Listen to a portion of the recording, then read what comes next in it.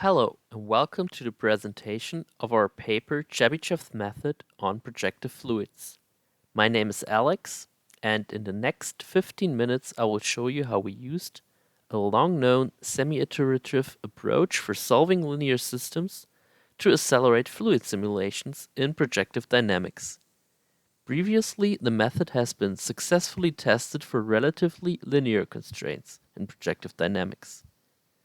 To our knowledge, we have been the first ones to show its benefits for more complex constraints, like fluids. After a brief introduction, I will shortly go over the fundamentals of previous work, like how projective dynamics and the fluid constraint works.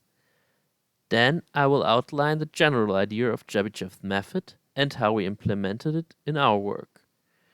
Then we will take a look at some of the results we were able to generate with our simulation and how the runtime compares to other solving techniques.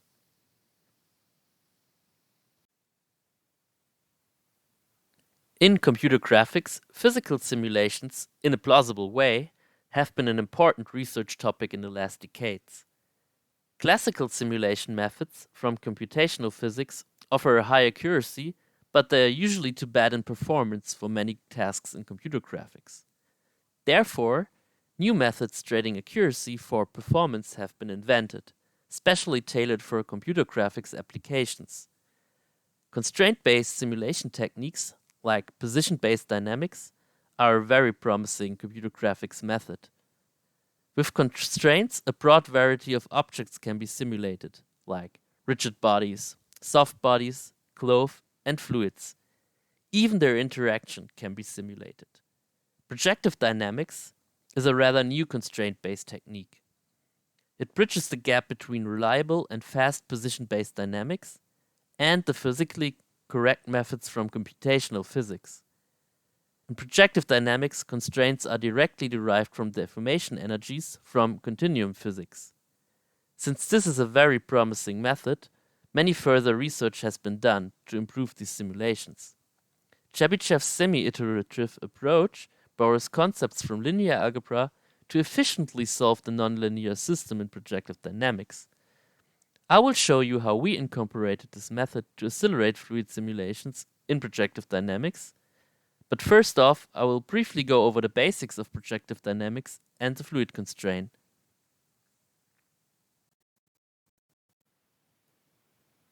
To involve a physical system in time, an integration scheme is necessary. Projective dynamics uses an implicit Euler integration of Newton's second law of motion. We'll be looking at one time step from a time n to a time n plus 1, where the time step size is h.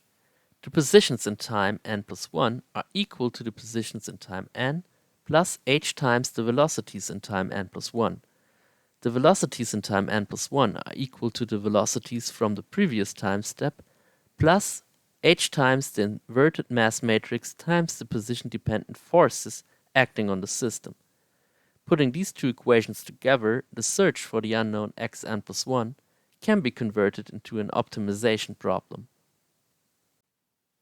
Forces F can be divided into internal and external forces. External forces work on the system from the outside, like per example gravity. Internal forces are the result of material properties, like pressures for fluids.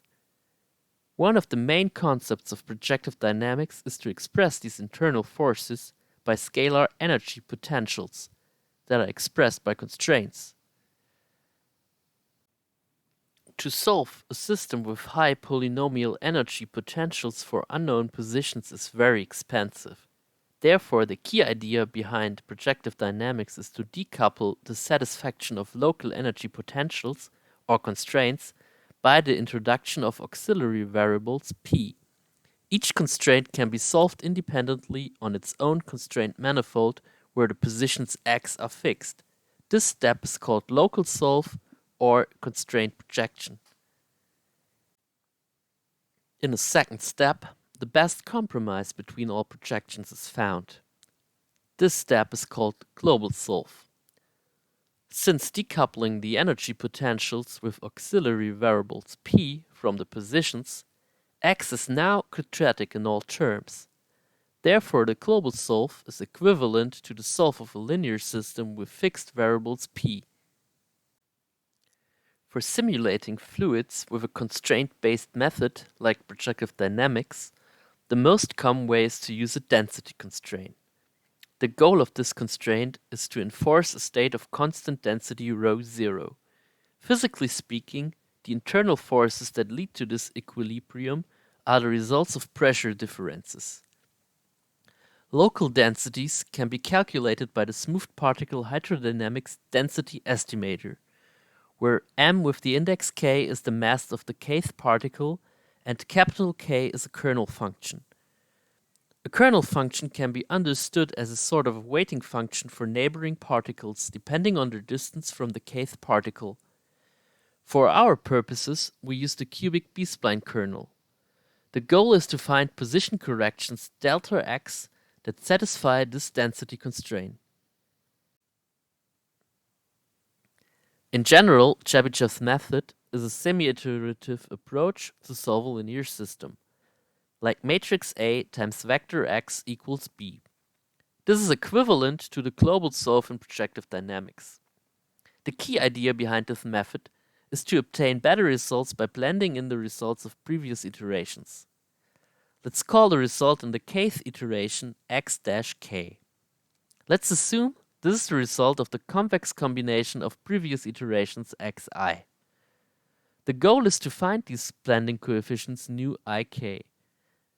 If the optimal coefficients exist, the difference between the result in the kth iteration x-k and the theoretical correct result would vanish. Therefore, we determine the blending coefficients by minimizing the error term, as the difference between x-k and the theoretical correct result x. We can subsidize the eth iteration xi by the iterative formula, where Q is a relatively easable invertible matrix like the diagonal matrix of the linear system, and R is the remainder matrix.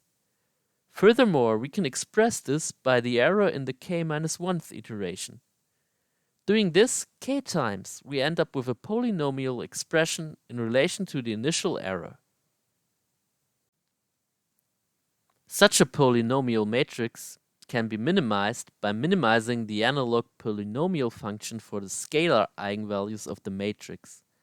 Finding the eigenvalues of such a large linear system is often very time-consuming or even impossible, but the spectral radius ρ of the matrix gives an estimation about the range in which the eigenvalues must lie. One minimization of this term in the range of the spectral radius can be found in the Chebyshev polynomials. This is where the method got its name from. The so found minimized error term only depends on the range limiter ρ. The idea of this method for projective dynamics is to replace the global solve with this Chebyshev formula. Matrix Q is chosen as the diagonal matrix of the system matrix. The spectral radius ρ is estimated in a couple of test runs before the actual simulation starts, by simply taking the ρ that leads to the best convergence rate. When ρ is overestimated, the results begin to oscillate. When ρ is underestimated, the results converge slower. We implemented our simulation framework completely in C++11. For simple parallelization tasks on the CPU, we are using OpenMP. These parallelizations, per example, are calculating projection positions for different particles in the local solve. For mathematical data types, like matrices and vectors, and their operations, we make use of the widely used eigenlibrary. One crucial step in fluid simulations are neighborhood searches, since local fluid neighbors are needed for density estimation. For this, we use a state-of-the-art parallel implementation of spatial hashing.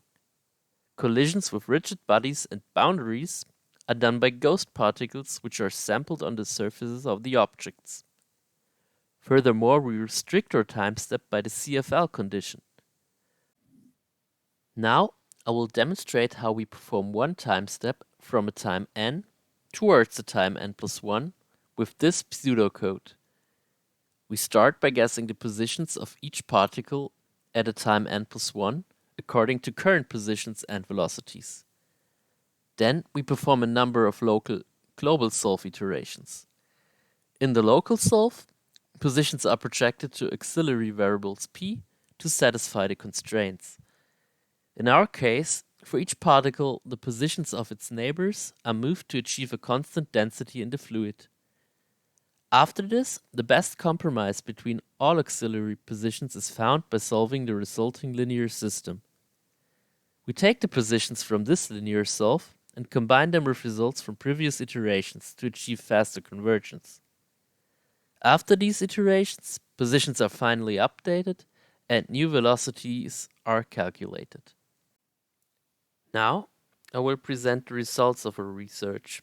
We used 4 different simulation scenarios for our measurements. The first scenario is a classical dam break scenario. A block of water with 30,000 particles flows under the influence of gravity in a rectangular bounding box. The second scenario has the same setup, but this time with 88,000 particles, so you're able to see more of the details in this simulation. For the third setup, we used 2 blocks of water on opposite sides of a rectangular bounding box. Each block contains 64,000 particles. This very classical scenario is called a double dam break.